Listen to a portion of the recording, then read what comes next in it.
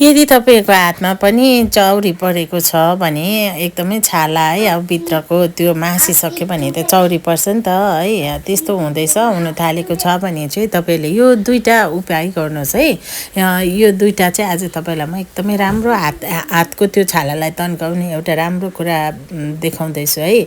अहिलेदेखि नै गर्नुभयो भने झन् एकदमै राम्रो हुन्छ है। यसरी गर्नुपर्छ, हेर्नुहोस् है, मजाले यसरी मसाज गर्नुपर्छ लगाएर चाहिँ। राति सुत्दा गर्नुभयो भने एकदमै राम्रो लगायो अरे सुत्यो है, एकदमै राम्रो हुन्छ। तर यसको लागि चाहिँ एउटा कुराले मात्रै हुँदैन, टु स्टेप है, दुईटा स्टेप बताउँदैछु के गर्नुपर्छ भनेर है।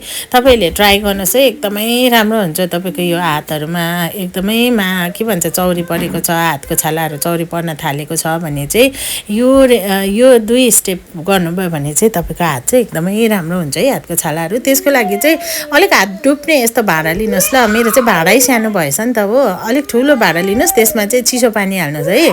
चिसो पानी भन्दा पनि अब के भन्छ, अब हामीले चलाउने पानी हाल्नुहोस् है। अन्त त्यसमा चाहिँ अब यो चाहिँ के भन्नुहोस् त, फिटकिरीको धुलो, यो चाहिँ मैले पिसेर राखेको छु नि त। मेरो पानी कम्ती छ, त्यसले गर्दाखेरि चाहिँ मैले यति हाल्दैछु। तपाईँहरूले पानी कति हाल्नुहुन्छ त्यो अनुसार चाहिँ तपाईँले फिटकिरीलाई लगाउनुहोस् है। अन्त अर्को चाहिँ भयो निम्बुको रसलाई पनि मजाले निचारेर लगाउनुहोस् है। अन्त यो दुईटालाई फिटेर चाहिँ तपाईँले आफ्नो दुईटा हात चाहिँ टक्कै डुब्ने गरी है, दुईटा हात मजाले डुब्ने गरी राख्नुहोस् है। 5 मिनट चाहिँ तपाईँले यो फिटकेरी पानीमा चाहिँ आफ्नो हातलाई डुबाएर राख्नुहोस्। यसरी मजाले डुबाएर, अब मेरो चाहिँ जहाँ डुबाउनु पर्ने त्यही चाहिँ हातै पसेको छैन है, तर पनि मैले तपाईँहरूलाई बताइदिँदैछु। मेरो चाहिँ हात चाहिँ अब त्यो भएको छैन नि त, चौरी परेको छैन, रिङ्कल्स छैन, तर मैले जस्ट तपाईँहरूलाई जानेको कुरा चाहिँ बताइदिएको नि त है।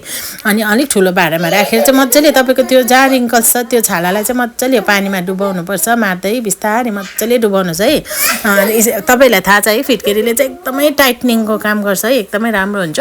त्यो तपाईँले 5 मिनट जस्तो डुबाएपछि चाहिँ तपाईँले आफ्नो हातलाई चाहिँ मजाले सफा पानीले धुनुहोस् है। त्यो धोएपछि चाहिँ साबुन लाउनु हुँदैन, पानीले मात्रै पखालेर अब यो एउटा चाहिँ क्रिम बनाएर राख्नुहोस्।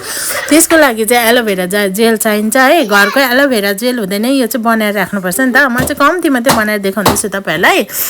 एलोभेरा जेल, त्यहाँबाट चाहिँ अर्को चाहिँ यो चाहिँ एउटा भिटामिन ई क्याप्सुल। तपाईँले भिटामिन ई क्याप्सुल किनेर राखिराख्नु भएको छ भने चाहिँ फेसको लागि, हातको लागि एकदमै राम्रो है यो भिटामिन ई को क्याप्सुल चाहिँ।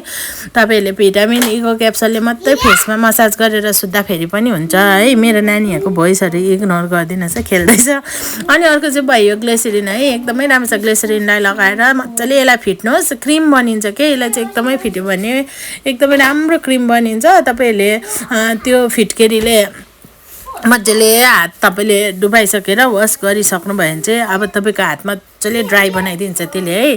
त्यहाँबाट चाहिँ तपाईँले यो क्रिम लगाएर चाहिँ मजाले मालिस गर्नुहोस्, यसरी है, मालिस गरेर चाहिँ सुत्नुहोस् अन्त।